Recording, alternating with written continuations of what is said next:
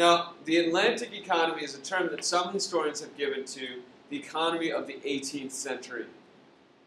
We see the Atlantic Ocean being the center of a global economy, an economy that stretches from the New World, the colonies in the New World, like the Spanish and the British colonies in the New World, all the way to the East Indies, the Spice Islands, and India. And so what we'll see is that these far regions will be trading and importing these raw materials into Europe, especially those countries along the Atlantic Ocean. The big players in this then are the British, the French, and the Dutch. A large player also is the Spanish. They still have large overseas colonies. So even though the Dutch will lose many of their colonies, for example, New Amsterdam will be seized by the British, the Dutch will still be a big player in this global trade. But the British and the French certainly are the bigger players, and Spain still has a role because Spain still has large overseas colonies. Now, the Atlantic economy of the New World will be characterized by slavery and the development of plantations. The Atlantic Ocean will see what is called triangle trade. And triangle trade will involve the movement of items between Europe, Africa, and the New World. So over here, the New World, Europe, and Africa. And so a big part of this Atlantic economy will be the triangular movement of items between these different areas. So from Africa to the New World will be slaves. From the New World to Europe will be raw materials, especially sugar.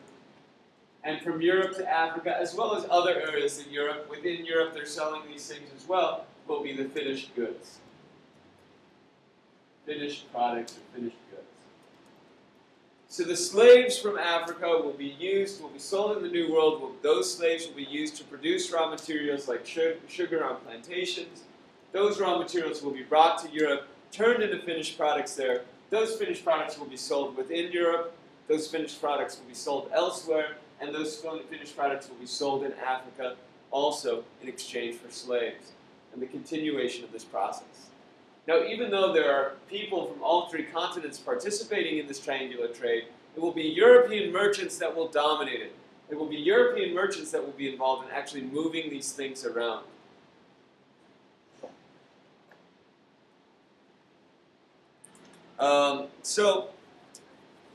Now, one final thing about this is obviously a gross generalization. There are exceptions to this. For example, there are finished materials being produced here in the New World that are then brought back to Europe as well. So this is a generalization that describes the economy, but obviously there's a lot of other things. Okay, so basically in the New World, the eradication of the native population in the New World and the demand for labor on these plantations means we're going to have a new civilization born in the New World. And the civilization of the Caribbean and of Brazil will be dominated by European plantation owners who will have large populations of African slaves. So as I noted in class, by 1800, so from 1500 to 1800, 300 years of transatlantic travel, more or less. And by 1800, more Africans will have made the journey from the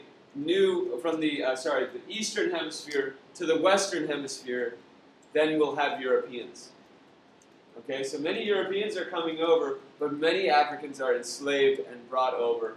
And in these plantation areas in the Caribbean and Brazil, we will see the majority population will be Africans.